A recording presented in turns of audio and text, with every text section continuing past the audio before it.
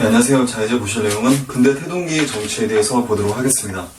자, 근대 태동이라는 표현이 나오게 되죠. 태동이란 말은 그 뱃속에 있을 때 아기가 엄마 뱃속에 있을 때 이제 심장 박동을 하지 않습니까?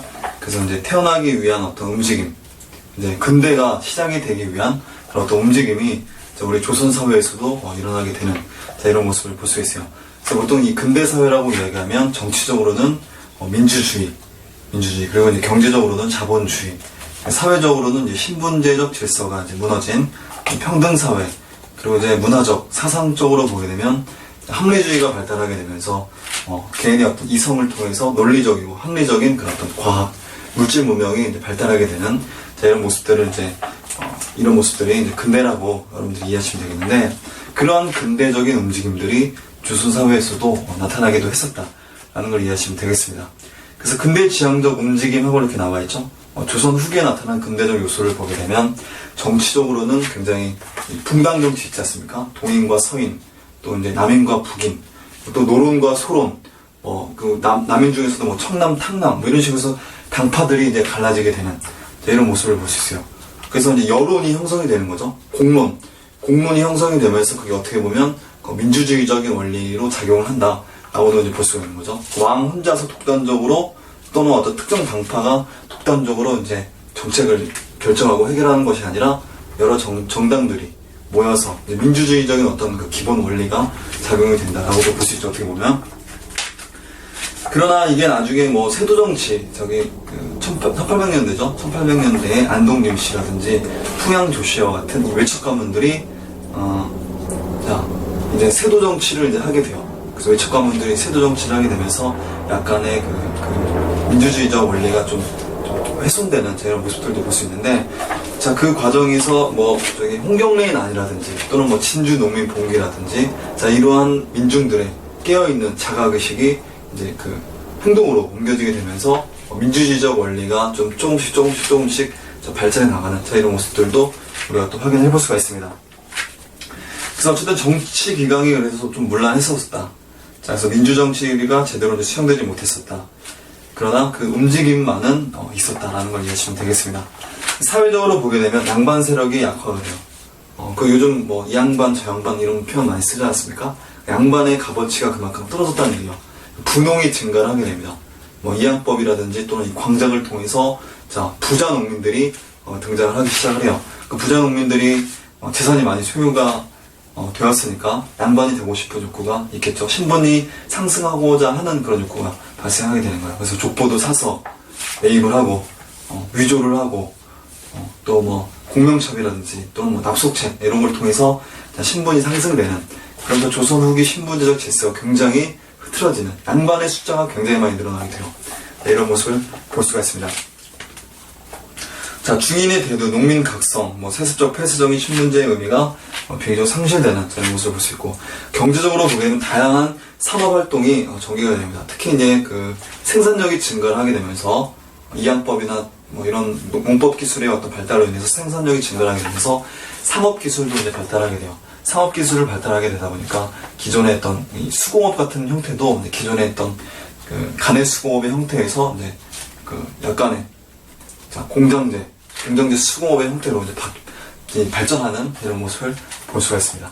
이게 어떻게 보면 자본주의적 발달이라고 볼 수 있는 거죠. 그래서 농업을 보게 되면 영농기술의 개발과 경영의 합리화, 농민층의 분화와 몰락농민이 존재하는 대신에, 몰락농민이 있는 대신에 부자농민이 발생하게 되잖아요. 그 부자농민은 농업의 경영화를 하게 되는 거예요. 엄청난 토지를 이제 경영하는 이런 모습을 볼 수 있습니다. 수공업자들은 이제 선대제 수공업이 이제 등장을 해요. 이게 상인들에게 자금이나 원료를 미리 받아요. 미리 받아가지고 제품을 생산을 해서 그 제품을 수공업자가 납품을 하게 되는 겁니다. 납품을 하게 되어서 이제 독점적으로 이 상인들이 그 수공업 물품들을 계약을 하게 되는 거예요. 그래서 이제 독점적 상인인 도고라는 상인들도 이제 등장을 하는 이런 모습을 볼 수 있어요. 수공업은 이제 선대제 수공업과 말씀드린 독립수공업, 그 다음에 공장제 수공업, 규모가 커졌다는 얘기죠. 간의 수공업 형태에서 공장제 수공업의 형태로 발전하기도 했었다. 그 다음에 상업을 보도록 하겠습니다. 시장 경제가 이제 확대가 돼요. 금난 정권이 철폐가 됩니다.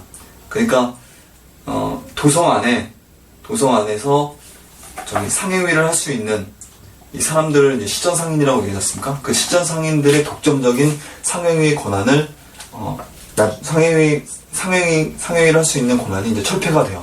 그래서 이제 금난 정권이라고 해서 난전이 있거든요. 난전을 금하게 할 수 있는 권리를 가진 게 금난 정권이라고 설명해드렸지 않습니까? 그리고 이제 금난 정권을 이제 종조 때죠. 종조 때 1791년인가요? 그때 신해 통공이 전격적으로 시행이 되면서 금난 정권이 철폐가 되기도 했었습니다. 그로 인해서 난전들도 자유롭게 상용위를 할 수 있는 이런 형태로 발전하게 되었어요. 난전의 일반화, 그 다음에 상품화폐 경제가 이제 진전이 되면서 또 이제 도고들도 대두가 됩니다. 매점 매석을 하는 이 독점적 상인을 도고라고 이야기해요. 그래서 엄청난 부를 축적하고 그들에 의해서 이제 가격이 굉장히 올랐을 때 이제 시장에다 내다 팔지 않습니까? 매점 매석하다 보니까. 그래서 이런 문제점들이 나타나기도 했었습니다. 다음 광업을 보도록 하겠습니다. 광산 경영을 하는 덕대가 이제 등장을 하게 돼요. 이 광산을 전문적으로 경영하던 이 사람을 이제 덕대라고 이야기합니다. 그 사람이 이제 상인 물주에게 자본을 받아서 광산을 이제 운영을 해요. 노동자라든지 이런 그 사람들을 이제 고용을 해서 그래서 자본과 경영이 분리되어서 생산 공정의 협업이 일어나게 되었었다라는 게 이제 광업이 되겠습니다. 그리고 사상적으로 보시게 되면 성리학이 변질돼요. 역사적 상황 변화에 대응을 못했다. 성리학이 변질이 되고, 봉건 질서의 모순이 심화가 되면서 이제 그 서학이라고 불려져 있는 이 천주교가 들어오는 이런 모습을 볼 수 있어요. 18세기에 이제 천주교가 이제 들어오게 되는데, 그래서 가치규범과 전통 사회 질서에 이제 도전하고, 그리고 이제 19세기에 들어와서 최재우에 의해서 동학이라는 서학에 반대하는 개념으로 동학이 창시되는 이런 모습을 볼 수 있습니다. 농민층의 현실개혁의 사회운동을 이끌었었다. 전개해 나갔었다. 그리고 이제 실학이 등장하게 됩니다. 실학. 그러니까 현실 문제를 개혁하기 위해서 일단 기존의 성리학은 현실 문제를 해결하는 데 있어서 좀 부족했었거든요. 예법이나 강조하고 어떤 실천적인 그 현실 문제 해결하는 데 굉장히 소홀했었기 때문에 이런 실학 사상들이 등장하게 됩니다. 그래서 이제 중농학파라든지 중상학파, 그래서 박지원, 박재가 이런 사람들은 이제 중상학파가 되겠고, 그 다음에 정약용, 유형원, 이익 이런 사람들이 있어요. 이런 사람들이 이제 중농학파를 이뤄서 이제 실학이 등장하게 되는, 사업이나 농업을 현실적으로 개혁할 수 있는 학문이 바로 이제 실학이라고 보시면 되겠습니다. 그럼 민중사상이 이제 대두가 돼요. 정감록, 봉건질서에 이제 저항을 해서 정씨, 이씨 왕조가 망하고 정씨 왕조가 새로 등장할 것이다라고 하는 예언서가 되겠습니다. 이런 정감록이 유행하게 되고, 조참사상, 앞날의 어떤 길할 것인지 흉할 것인가에 대한 예언을 하는 이런 사상이라든지 주역, 만물은 이제 음력으로 이제 구성되어 있다라는 이런 또 주역이라든지 후천개벽 사상, 먼 훗날, 새로운 세상이 열릴 것이다라고 하는 이런 후천개벽 사상 등이 등장하게 되면서 민중사상에 영향을 끼쳤다라는 걸 이해하시면 되겠습니다. 우리 조선이 근데 근대화로 이제 실패를 하게 되는 그 이유가 뭐냐면, 본격적인 근대화로 실패한 이유가 뭐냐면, 세도정치로 인한 정치적 근대화가 좌절이 되면서 일본 제국주의가 이제 침략하게 되는 그런 원인이 되기도 했었죠. 세도정치가 문제가 되기도 했었습니다. 그 다음에 그 아래는 비변사 기능의 강화를 보도록 하겠습니다. 조선 중종 때 여진과 외국의 침입에 대비하기 위해서 비변사가 임시로 처음에 이제 설치가 되었었죠. 임시로 설치가 되었었는데, 이게 명종 때 들어와서 을묘여변 이후에 상설기구화가 되었었는데, 임진왜란 때에 이게 상설기구화에서 국정 최고 회의 기구로 이제 탈바꿈하게 되는 이런 모습을 볼 수가 있습니다. 근데 이 비변사의 기능이 너무 강화되다 보니까 왕권의 기능이 약화되는 거예요. 그래서 조선 고종 때죠. 흥선대원군이 1863년부터 권력을 장악하게 되거든요. 약 10년 동안 통치를 하게 됩니다. 왕이 어린 고종을 대신해서 대원군으로서 왕의 아빠의 자격으로서 통치를 하게 되는데, 그때 자 비변사를 혁파를 하게 돼요. 비변사 기능을 3군부를 다시 부활을 시키고 의정부로 분산되어서 자 얼마 뒤에는 비변사가 철폐가 되는 이런 모습을 볼 수 있습니다. 자, 다음 페이지 넘어가도록 하겠습니다. 군사제도의 변화를 보도록 하겠습니다. 자, 중앙군이 이렇게 나와있죠? 중앙군이 있고요. 그 다음에 이제 지방군이 이렇게, 맨 밑에 보면 지방군이 있는데, 일단 중앙군은 조선 초기 때, 중앙군이 있었지 않습니까? 5위가 있었지 않습니까? 그 중위, 전위, 후위, 좌위, 우위, 이렇게 해서 이제 5위로 구성되었었는데, 이 5위가 조선 후기에 들어와서 5군영 체제로 정비가 돼요. 자, 5위에서 조선 후기에 들어와서 5군영 체제로 자, 이때는 이제, 징병제였다라고 보면, 자, 이때는 모병제 성격이 있었다라고 여러분들이 이해하시면 되겠습니다. 그래서 이제 특징을 보게 되면, 자, 일단 배경을 보게 되면 16세기 대립제가 일반화되죠? 대신 군대를 보내지 않습니까? 자, 특징을 보게 되면 의무병제와 농병일치제가 붕괴되고, 자, 용병제와 상비군제로 변화가 되었다. 용병제, 그러니까 국가에서 자 토를 주고 어떤 그 경비를 그 고용을 하게 되면 이제 그 월급을 주지 않습니까?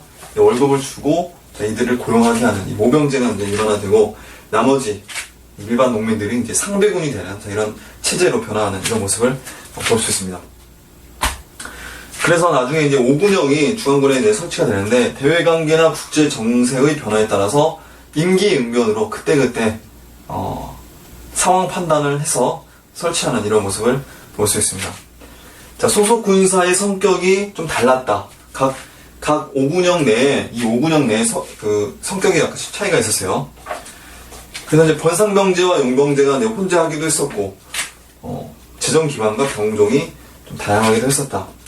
그래서 이런 5군영은 서인들이지 않습니까? 서인들이 이제 인조반정 이후에 권력 장악하게 되는데 서인들의 사병적인 성격이 강했었다.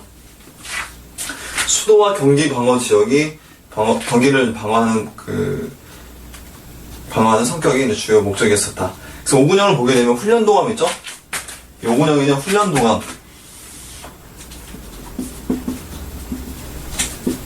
그다음에 어영청, 총용청, 그다음에 수어청, 금, 위, 영. 자, 이렇게 5개의 군역으로 이루어져 있었습니다. 이 훈련도감 같은 경우는 좀 중요하게 이제 보셔야 될 텐데, 임진왜란 중에 이제 설치가 된 군역이에요. 중앙군이에요. 임진왜란 때 설치가 되었었는데, 이거는 훈련도감을 운영하기 위한 독자적인 자, 세금을 거두기도 합니다. 이게 뭐냐면, 삼수미세예요.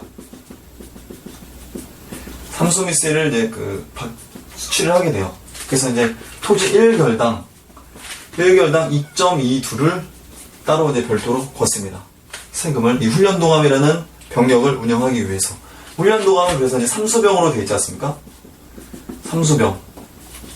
그래서 포수, 살수, 사수 이렇게 구성이 되어 있죠. 포수는 이제 총으로 따당 하는 포수가 되어 있고, 그 다음에 이 살수는 창을 들고 싸우는, 그 다음에 사수는 이제 활 있죠, 활 쏘는. 자, 이런 사수. 자, 포수, 사수, 살수로 구성되어 있는 게 바로 이 훈련도감이 되겠습니다.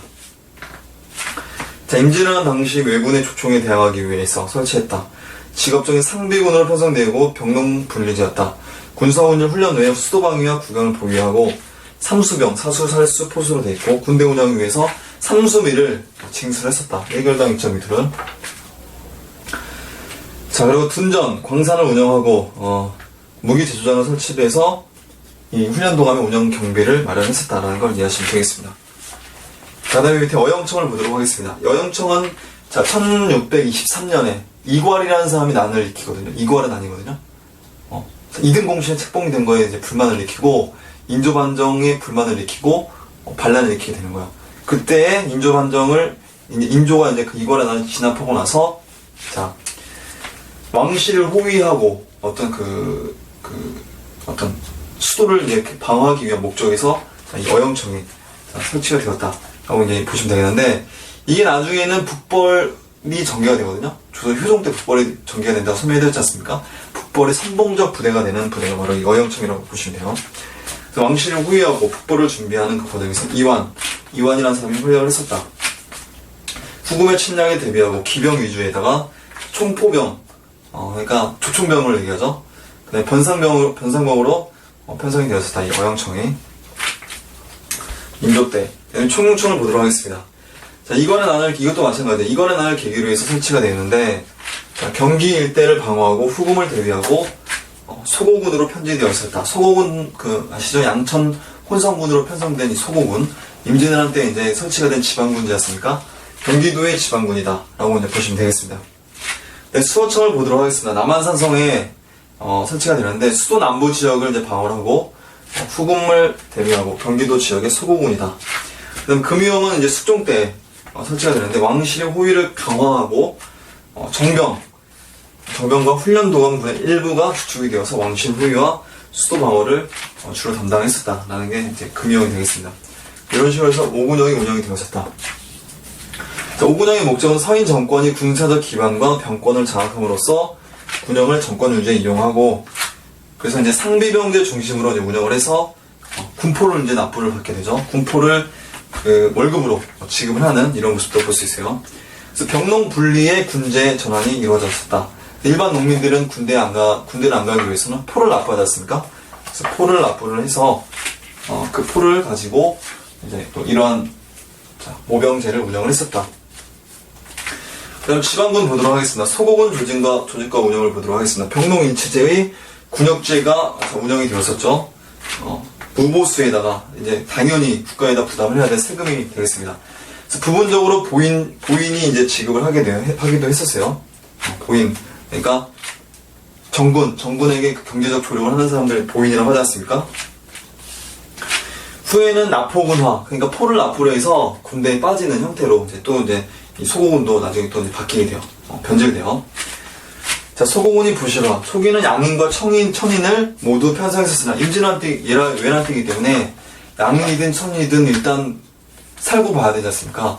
그래서 어쨌든 이 소고군이 처음에 잘 운영이 되었었는데, 나중에는 양반들은 싹 빠지고 천민, 노예, 그래서 천해군이라고 얘기하죠. 천해군화가 되었다. 그리고 이제 수포군으로 이제 변질돼요. 포를 납부를 받고 군대에서 빠지게 해주는. 그렇게 되면 어떻게 했습니까? 국가 재정은 어느 정도 확보가 되겠지만 국방력은 약화가 되는 이런 모습으로 나타날 수밖에 없겠죠. 자, 방어체제가 이제 변화됩니다. 진관체제 15세기, 재승반영체제 16세기. 자, 소고군 체제를 바탕으로 해서 진관체제가 임진왜란 이후에 다시 복구가 됐다라는 걸 이해하시면 되겠습니다. 자, 여기까지 내용을 살펴봤고요. 그 다음 페이지 넘어가도록 하겠습니다. 자, 그 다음 페이지에 보시게 되면 광해군의 정치와 중립외교에 대해서 이제 보도록 하겠습니다.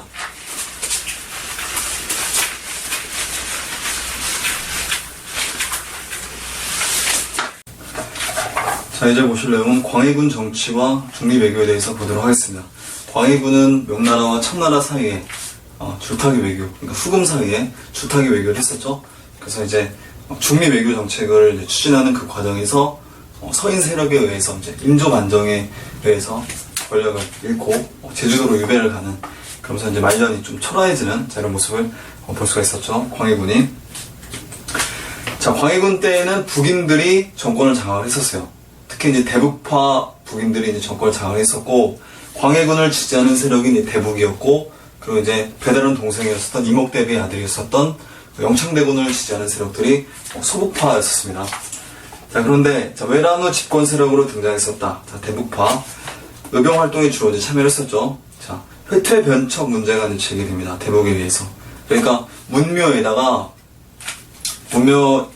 이제 그 공자를 이제 모시지 않습니까? 그리고 이제 여러 가지 이제 성현들을 이제 모시는 곳이 바로 이제 유학자들을 모시는 곳이 이제 문묘인데, 거기에 이제 퇴계 이황이라든지 이연적, 회제 이연적 이런 사람들이 이제 들어가 있는데, 자, 이연적과 퇴계를 빼고 문묘에서 빼고 북인의 그 스승이라고 할 수 있는 이 조식 있지 않습니까? 조식을 이제 넣자 이렇게 이야기를 했었던 거예요. 회제 이연적과 퇴계 이황을 빼자. 그래서 회퇴 변청이라고 얘기합니다. 회퇴 변청 문제가 이제 제기가 되어서 사림들의 이제 지지를 나중에 이제 상실을 하게 되는, 자, 이런 모습을 볼 수가 있어요. 그리고 이제 폐모살제, 엄마를 폐하고, 그러니까 임목대비를 폐하고, 임목대비 아들이었었던 영창대군을 죽이는, 자, 이런 문제가 이제 발생하게 되고, 또 자신의 친형이었었던 임해군도 이제 죽이게 되거든요. 자, 이런 문제 때문에 인조반정의 명분이 제공이 되었다. 자, 북인은 특징을 보게 되면, 자, 학연성이 비교적 희박하고 훈척계를 포함한 다양한 성향으로 구성되었다. 훈척계, 그러니까 훈구 세력들의 일파 정도로 보시면 돼요. 살인들보다는 살인들이, 그러니까 훈구가 훈구가 이제 몰락을 하고 살인이 정권을 완전 장악을 했다라고 얘기하는데, 사실상 훈구가 몰락했다라기보다는 훈구가 살인으로 들어오게 되는 거죠. 그 다음에 국내 정치를 보도록 하겠습니다. 전후복구 사업이 이제 전개가 되면서, 양안과 토지대장을 내겨서 양안과 호적을 작성한다. 국가재정 수입의 기관을 확보하고, 선거과 무기를 수리하고, 동의보감도 편찬하고, 사고, 그러니까, 조선왕조 실록을 보관하는 사고도 정비를 했었죠.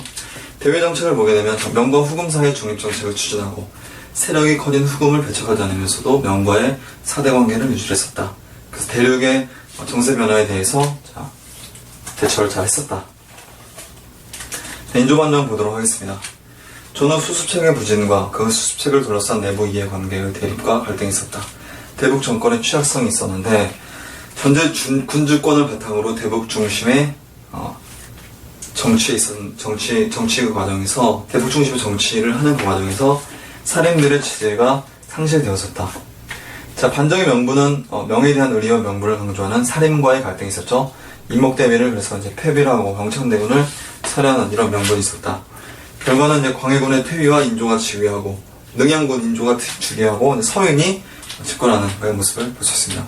서인은 여당이 되는 거고, 남인은 야당으로서 이제 공존하는 이런 모습을 볼 수 있습니다.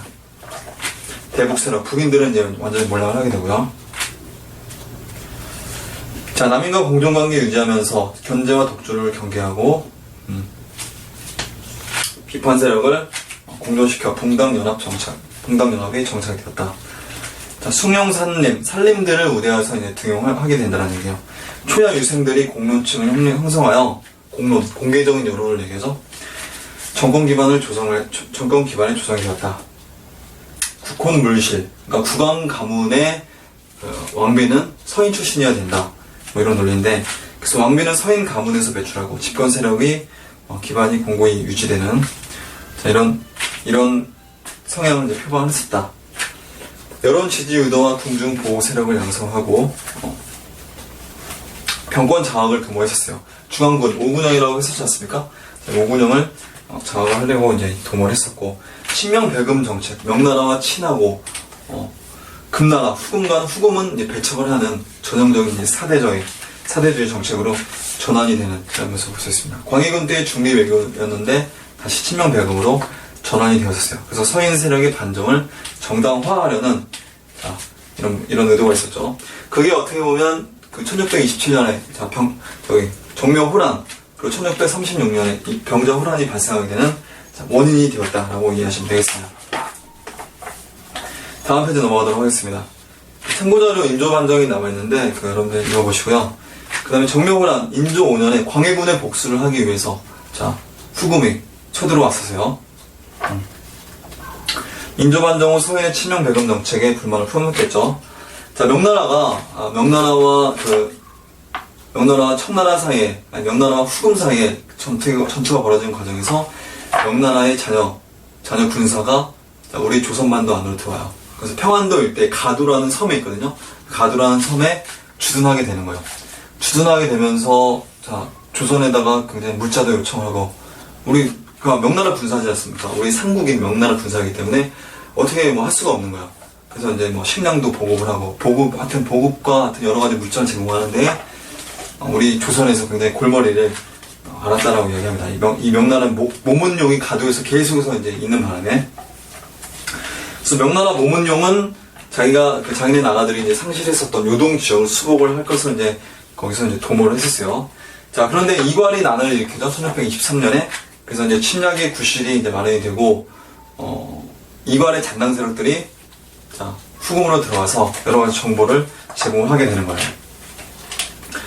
그리고 또 이제 후금 같은 경우는 명나라 전투 그 과정에서 물자가 이제 끊기게 돼요. 물자가 끊기게 되다 보니까 조선으로부터 물자를 공급받아야 될 그런 어떤 필요성이 있게 되는 겁니다. 자, 그래서 후금이 그래서 쳐들어오게 되는데 황해도 황주까지 남하를 했어요. 그 과정에서 우리 조선반도에서는 의병들의 활약이 있었겠죠. 그래서 후금이 이제 강화를 체결하게 됩니다. 정명학조. 후금은 이제 형이 되고 조선은 이제 아우가 되는 거예요. 형제의 명약을 체결하게 됐다. 국경도시 개시라는 무역소를 설치해서 무역을 하기도 했었다. 그래서 명과 청 간의 중립을 유지를 했었다. 자, 그 다음에 병자호란이 또 나중에 쳐들어오게 됩니다. 1636년에 후금에서 청으로 국호를 이제 바꾸게 돼요. 그리고 이제 황제를 칭하게 됩니다. 그리고 군신관계를 요구를 해요. 조선에서 당연히 거절했었겠죠. 명나라를 공격하기 이전에 청나라로 나라를 세우고 명나라를 공격하기 이전에 그 배후 세력을 제거하기 위해서, 견제하기 위해서 우리 조선을 쳐들어오게 되는 겁니다. 자, 폭풍같이 내려오죠. 내려오는 과정에서 자, 강화도로 가려고 했었는데 눈이 너무 많이 와서 강화도로 들어갈 수가 없었어요. 그래서 이제 남한산성으로 들어갔었죠. 거기서 이제 농성을 하고 있었는데 포위를 하게 되죠. 명나라 군사들이, 청나라 군사들이 포위를 하게 되면서 거기서 이제 어떻게 할 수가 없게 되는 거야. 식량도 떨어지고. 그래서 이제 결과적으로 나와서 항복을 했었죠. 삼전도에서 지금 송파구 일대에 있는 삼전도에서 자, 청태종에게 항복을 하는 이런 모습을 볼 수가 있습니다. 자, 의병이 활약을 했었는데 그 과정에서 이제 주전파와 주화파가 이제 대립을 했었죠. 이것도 설명해드렸었는데 주전파에는 김상원, 절대적으로 우리가 싸우자 김상원, 오달재, 윤식 이런 사람이 있었지 않습니까? 사막사라고 얘기하는. 그 다음에 최명길 이런 사람들이 주화파였었어요. 명나라 화해를 하자. 자, 그 다음에 다음 페이지 넘어가도록 하겠습니다. 자, 결과를 보시게 되면 명나라와 이제 단교를 하고 인지를 허용했어요. 그래서 이제 조선의 그 세자 있지 않습니까? 소현세자라든지 복림대군도 인지를 끌려가는 이런 모습을 볼 수 있어요. 자, 신하의 예를 이제 갖추게 됩니다. 4대 관계가 이제 체결되는 거예요. 군신 관계가. 원병 파견을 약속을 했었어요. 그리고 조선과 청나라 양국 간의 양국 관계 방향을 이제 제시를 하는 이런 모습을 볼 수 있었습니다. 자, 왕과 집권 양반의 위신이 이제 하락하게 되는, 나중에는 조선 효종 때죠. 복림대군인 이 효종이 북벌론을 적극적으로 추진했었죠. 그래서 이제 위기를 이제 모면하려고 했었는데 그게 좀 잘 되지가 않았었죠. 자, 서북 지역이 이제 황폐해지고 청나라에 대한 반감 의식이 고조되었다. 그래서 명과 연결하여 청나라 공격을 시도하려고 했었는데 실패로 들어갔었죠. 임경업 장군에 의해서. 임경업 같은 경우는 의주 백마산성에서 청나라 군대에 맞서서 이제 활약을 하기도 했었습니다. 자, 이제 보실 내용은 북벌론과 낯선 정벌에 대해서 보도록 하겠습니다. 자, 그러니까 인조가 이제 그 정권 잡고 나서 인조의 뒤를 이어서 효종이 왕에 오르지 않습니까? 효종 같은 경우는 인조의 둘째 아들이죠. 첫째 아들 소현세자는 독살되었다는 설이 강력하게 제기가 되고 있죠. 그래서 이 인질로 청나라에 갔다 오면서 소현세자는 아버지의 미움을 받고 그로 인해서 의문사를 하게 됩니다. 자, 죽게 되고 그 뒤를 이어서 동생이었던 복림대군이 아버지 인조의 뒤를 이어서 이제 왕에 오르게 되는데, 이 효종 같은 경우는 굉장한 청나라에 대한 복수심이 불타 있었어요. 형과는 좀 다르게, 형은 청나라에 대해서 좀 동경하는 의식, 좀 우호적인 그런 의식이 있었는데, 반대로 동생은 청나라에 대한 어떤 복수심에 불타 있었던 그런 상황에서 왕에 오르게 되는 겁니다. 그래서 이 17세기 때, 18세기 때에 북벌론이 대두가 되면서 여러 가지 군사적인 강화 정책을 추진하게 되는 이런 모습을 또 볼 수 있어요. 17, 18세기 전반에 효종과 숙종, 이 시기 때 이제 북벌이 이제 주로 대두가 되는데, 효종 시기 때 굉장히 왕성하게 전개가 되었었다는 걸 이해하시면 되겠습니다. 인조가 치욕적으로 이제 항복을 했었죠. 삼전도의 굴욕을 겪었고, 소현세자와 복림대군이 인질로 끌려갔었는데, 형이었던 소현세자는 의문사를 하고 봉임대군이 나중에 이제 왕에 오르게 되는데 그가 바로 효종이 되겠습니다. 자, 임진왜란 당시 원군을 보내준 명예은혜 제조 지은, 그러니까 다시 왕조를 만들어 주었다, 제조라고 이야기하죠. 명예은혜를 갖고 청을 쳐서 명예에 대한 복수와 치욕을 서려하겠다. 북벌론의 배경이 되겠습니다. 그리고 존명 사대주의와 소중화 의식이 작용을 했었어요. 그러니까 문명 국가, 이 중화의 문명, 정통적인 어떤 중화의 사상이 중국에는 이제 주어지지 않습니까? 그 중화가 어디로 건너오게 되냐면 조선 반도로, 한반도로 건너와서 아직 중화는 살아있다, 뭐 이런 관념이에요. 소중화 의식이 작용을 하게 되면서 이 소중화 의식은 청나라는 뭐 우리가 명목상 군신관계를 체결했지만 겉으로는, 속으로는 굉장히 오랑캐다, 뭐 이런 식으로 해서 이제 멸시를 했었어요. 자존심을 이제 좀 지키기 위해서 멸시를 하고, 우리가 이제 정통 중화의 국가다, 소중화의 국가다, 뭐 이런 식의 자부심이 있었던 것 같아요. 전혀 뭐 실리적이진 않죠. 자, 조선 후기 통치 이념이 되겠습니다. 그래서 그런 이 소중화 의식은 효종 즉위 때 명분과 왕권의 정통성을 마련하기 위해서 북벌론이 제기가 되었습니다. 자, 북벌의 주체 세력과 방법을 보도록 하겠습니다. 주체 세력은 효종이라든지 또는 이 송시열을 비롯한 이 서인의 영수가 이제 송시열이 되겠거든요. 서인 중에서 이제 노론의 영수가 이제 송시열이 되는데, 이 송시열 등 서인 산림 세력들이 중심이 되어서 북벌론이 제기가 되었습니다. 자, 효종과 산림의 어떤 차이를 보시게 되면, 이 효종은 처음부터 강력하게 병사를 양성해서 바로 공격을 해 들어가는 그런 어떤 방식을 이제 이야기를 했었는데, 당장 양병을 하자, 병사를 양성하자 라고 해서 이제 군비 확충을 이제 주장을 했었는데, 산림들, 송시열들을 비롯한 이 산림들은 먼저 정군심, 임금의 마음을 가르게 하고 백성을 편안하게 하자, 안민. 자, 우선 이것부터 하고, 이것부터 먼저 추진을 하고 나중에 양병을 하자, 병사를 양성하자, 이런 식이에요. 그러니까 선건설 후 북벌 뭐 이런 식이에요. 자, 그런 식으로 좀 약간 좀 침착한 이런 모습을 볼 수가 있었습니다. 그래서 이런 식의 방법론적인 효종과 당시 산림 세력들 간의 차이가 있었다라는 걸 이해하시면 되겠습니다. 그리고 북벌론과 관련된 여러 가지 이제 개혁을 하게 되는데, 군사력도 이제 강화를 하게 되죠. 수어청과 훈련도감의 기병을 강화하고, 어영청의 기병을 강화하고, 별파진이 이제 창설이 됩니다. 이건 숙종 때 창설이 돼요. 별파진이라는 이 특수부대가 창설이 되었다. 금군, 국왕의 친일병을 이제 얘기하는데, 금군 전부를 기병으로 편성을 했었고, 조총부대를 주로 이제 양성을 했었어요. 조총과 이제 신무기를 개량을 한다. 하멜이라는 사람에 의해서, 그러니까 네덜란드 상인인데 일본의 그 나카사키를 가려고 하다가 동인도 회사의 인도의 동인도 회사의 선원이었었어요. 나가사키를 가려고 하다가 제주도에 이제 표착을 했었죠. 표류를 했었죠. 그래서 이제 우리나라에 들어오면, 외국인이 우리나라에 들어오면 함부로 바깥으로 못 나가요. 그래서 한 10여 년간에 걸쳐서 조선에 억류를 하게 되면서 여러 가지 무기 기술이라든지 이런 걸 이제 전수를 하게 됩니다. 자, 신무기를 하멜에 의해서 이제 개량을 하고, 염초도 이제 생산을 하는 등 군사력을 강화했었다. 경제력도 이제 강화가 되는데, 농업 생산력이 발전하게 되면서 민생 경제의 안정을 위한 노력을 했었다. 대동법이 1608년에 광해군 때 실시가 되었었죠. 그게 이제 김유의 건의에 의해서 충청, 전라도과 삼남 지방까지 확대 실시되는 이런 모습을 볼 수 있습니다. 그래서 1708년이면 이 대동법이 100년 만에 전국적으로 확대 실시되는 이런 모습을 볼 수가 있죠. 그리고 숙종 때 상평통부가 주도되어서 화폐가 유통이 됩니다. 화폐가 이제 유통을 장려해서 상업이 발달하게 되는 이런 모습을 볼 수가 있었죠. 자, 그 다음 페이지를 넘어가도록 하겠습니다. 자, 북벌론의 정치적인 의도를 보게 되면, 일단 굉장히 치욕을 겪었지 않습니까? 인조가 치욕을 겪었잖아요. 삼전도의 굴욕을 겪었잖아요.